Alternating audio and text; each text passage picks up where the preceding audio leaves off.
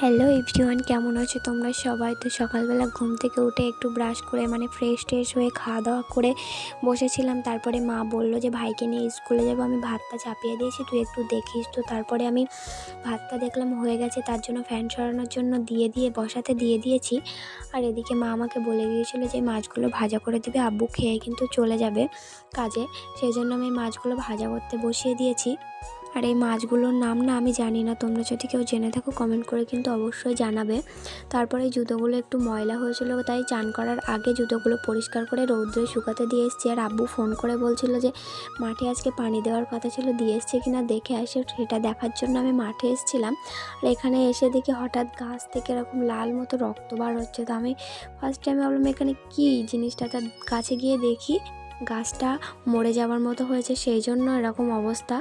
আর মাঠে কিন্তু পানি দেওয়া হয়ে গেছিলো। আর বিকালবেলা বসেছিলাম এখানে।